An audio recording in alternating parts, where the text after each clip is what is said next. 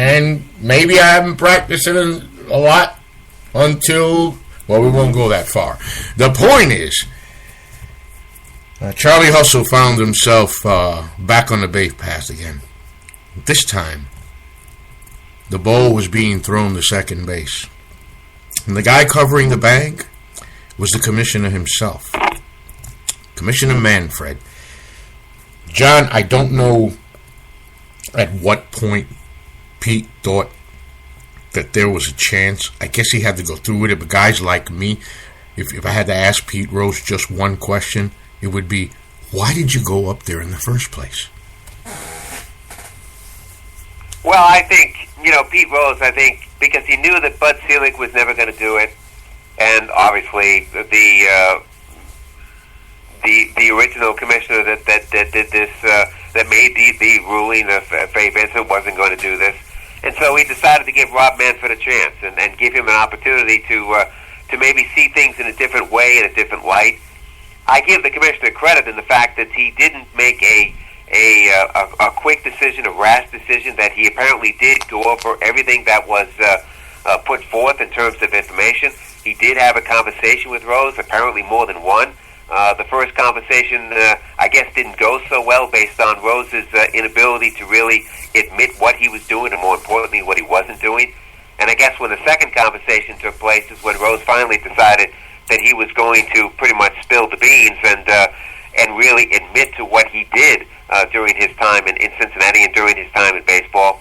I think it's probably too late for him in that regard. I mean, we are talking about 26 years that he's been banned from the game, but still, I think that the commission did a very good job in making sure that baseball was just upholding the original decision.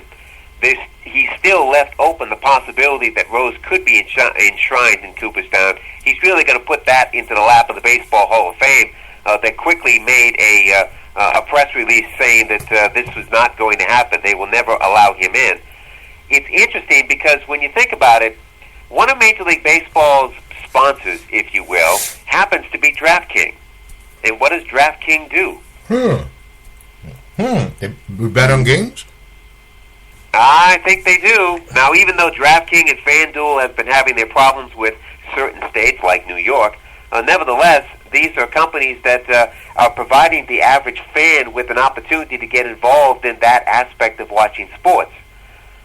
Now, what's the difference between what DraftKings and FanDuel is doing as opposed to what supposedly Pete Rose was doing for all these years? What's the difference between DraftKings and a bookie? To me, same difference as someone who lives in Chicago and someone who lives in New Orleans. Or somebody that lives in Atlantic City and somebody that lives in Las Vegas. Not any difference whatsoever. Not to me. Chris, Chris, you do a little gambling, Chris?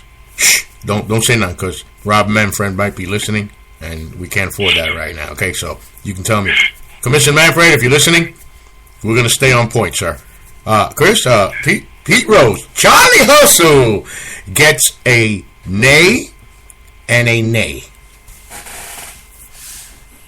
Yeah, I actually wasn't surprised by the decision by Manfred to not lift the ban, as John already alluded about the ban.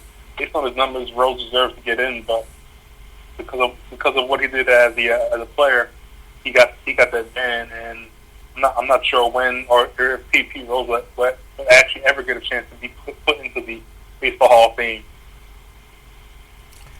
Now, one of the whispers that I've started to hear is that the Hall of Fame not only has decided to not allow him in, but they've also attempting to make sure that the Veterans Committee will not get the opportunity to even consider the idea of Rose being put in. And that has, I think, angered some people, because I think that the Veterans Committee deserves the opportunity to make their own stand or make their own statement on this subject. And the fact that they're not apparently going to be given that opportunity, I think, has some of these people involved with this committee not necessarily happy. Look, I'm glad it worked out the way it is. If ever there was a player in a sport that belongs in its Hall of Fame, it is Pete Rose. Unfortunately, guys like Rose and others, the first one that comes to mind that was a Hall of Famer already was Barry Bonds. You didn't have to do a damn thing. All you had to do was keep playing baseball and you'd go to the Hall of Fame. Two guys that decided to cheat the game that made them, that made their families, the game that will continue to provide for their families long after we're gone. And for me, guys, men like that, though I had the absolute pleasure of watching them, all the memories that they gave, they are not worthy of entrance to Cooperstown. I had the pleasure, a dream come true as an 11-year-old boy. My father looks at me and he says, I got a special birthday present for you this year. You tell that to an 11-year-old kid. I'm not getting a big bike, a new baseball glove. No. I'll tell you on the way. I think it was the weekend before, but I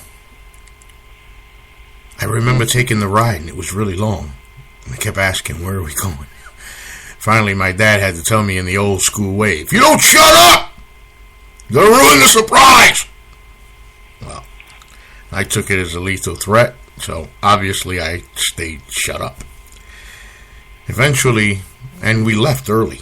Oh, Lord, about 4 a.m. Eastern time, I believe it was. In a Volkswagen Bug, John. One of those old cars, yes. Yeah. I remember the Volkswagen Bug. 1974. It's a brand new, it was 1974, it was a 1973 Bug. And I saw the sign, the first sign.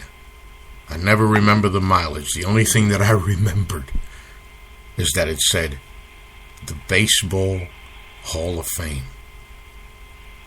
I was like, well, and the first time I saw the sign, well, I mean, we're not going there, so it'd be cool if we were going there. Because there's no way he was taking me to the Hall of Fame. And it was my mother and my sister and my best cousin. And we walked in. The first thing I saw was the Roberto Clemente, the statue of, the remake of Roberto Clemente. Of course, Roberto Clemente had just been killed on one of his missions in a plane crash. And I, of course, being of Puerto Rican descent, I was young, but I knew this much, that his death had crushed my fellow Puerto Ricans and baseball fans. But went into Cooperstown and looked around, and John, I was, wow. I mean, I never imagined a place could wrap you up like that. It was just unbelievable. I was a baseball nut. I was a kid who could tell you all the batting leaders, the home run leaders, the RBI leaders, everything. And here they were. The guys I always read about, and their pictures and their bats and their gloves. John, you been to Cooperstown? I have. I was in Cooperstown during the time when Pete Rose went after Joe DiMaggio's hitting streak. And at that time, the Hall of Fame was very interested in his progression toward that streak, and they had daily updates on how Rose was doing. Wow. The best part about Cooperstown is the fact that not only all of the exhibits that are in the hall itself, but all of the stuff that they stashed away that from time to time they replace some of the other exhibits with. And the other part is actually going across the street to Doubleday Field and getting the chance to go over there and play some ball from time to time. Yeah, it was unbelievable. Unbelievable. Chris, ever been to Canton? No, I've never been there. Well, John, I guess we'll have to work on seeing about getting this young man to Cooperstown, huh? Well, you asked him if he went to Canton, not to Cooperstown. No, I meant Cooperstown, not Canton. Been to Cooperstown, Chris? No, I haven't. John, it's the same answer. I just said the wrong word, John. Well, that's okay. Folks, another example of why John's the IQ and I'm the old fool, because that's what I do from time to time. But it is a beautiful experience, Chris. It is an unbelievable experience. And, of course, I went in 1974, now going on 42 years. So I'm sure that the Hall of Fame has changed in 42 years. I think the best part about going to the Hall of Fame and what I did, I spent one day in the film room and watched all the videos that they had of all of the All-Star games that had been played up until that point, and all of the World Series that had been played up to that point. They had, in those days, 1 hour replays of all those games.